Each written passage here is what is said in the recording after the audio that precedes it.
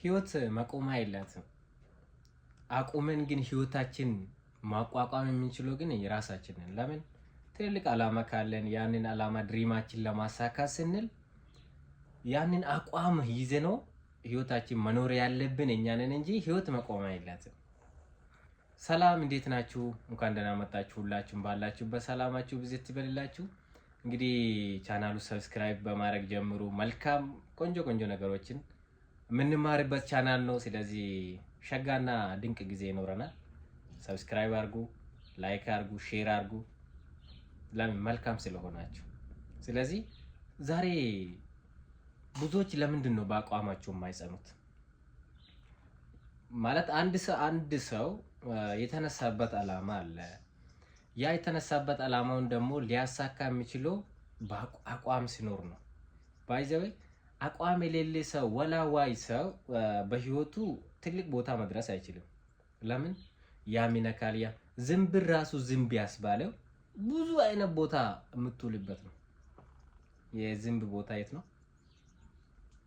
በጣም ብዙ ቦታ ትሄዳለች። ያ ነው። ለምን? በህይወታችን ውስጥ ትልቅ ነገር ለማሳካት ከፈለግንና ያ ትልቅ ነገር ለማሳካት ራሱ ምን ማድረግ አለብን? አቋም መያዝ አለብን ማለት ነው። ምንድነው አቋማችን? አላማ አለ ወይ? ምንድነው አላማ?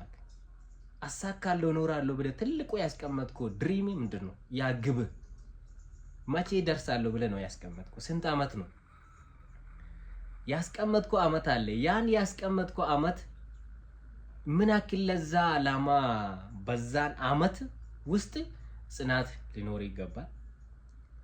ጽናት ላይ ደግሞ ተግባር። ያ ጽናትና ተግባር ነው። አሁን ቆሞ መቅረት አይደለም፣ ቆሞ መጽናት አይደለም።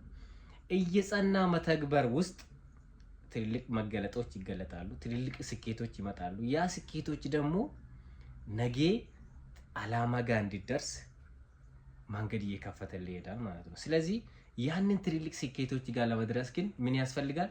አቋም ያስፈልጋል ማለት ነው። አቋም የሌለ ሰው ትልቅ ቦታ መድረስ ይችላል ካላችሁ ጥያቄ ራሱ ለእናንተ መልሱ ራሱ ለእናንተ ከተውኩ እንደማይችል ነው። ለምን? አቋም የሌለ ሰው የት ይደርሳል ወዳጄ? ሁሉም ነገር የሚነካካ ሰው ለምሳሌ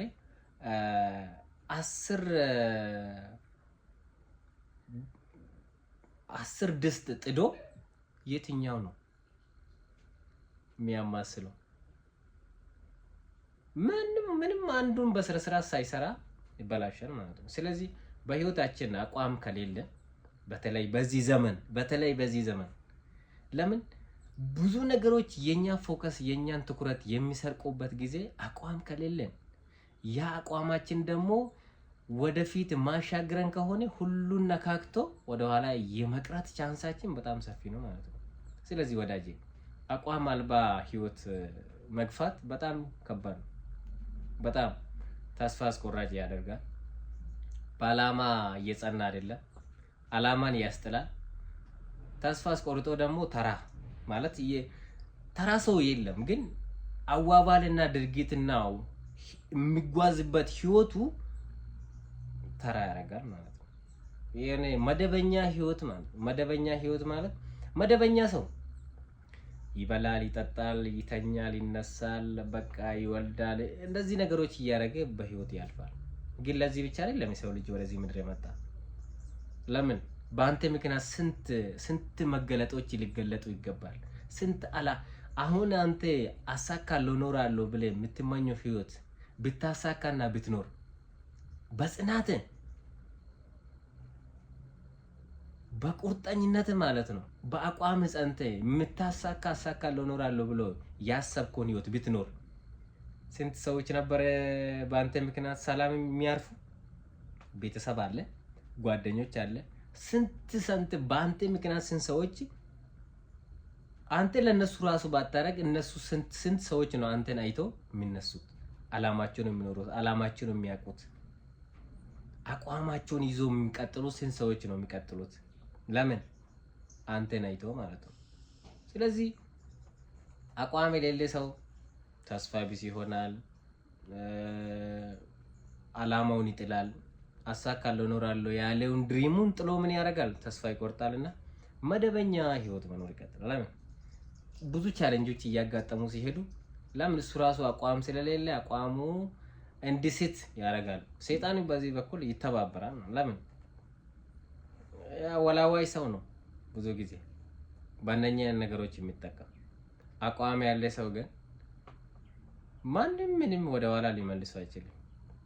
ፈጣሪ ያምናል፣ በራሱ ያምናል፣ በአላማው ያምናል፣ ይቀጥላል። ስለዚህ ወዳጆቼ አቋም ካለን መድረስ የምንፈልገው ቦታ ይደረሳል። ማግኘት ያለብህ ታገኛለህ፣ ትጨብጣለህ። እጅ ህይወት ነች እንደዚህ።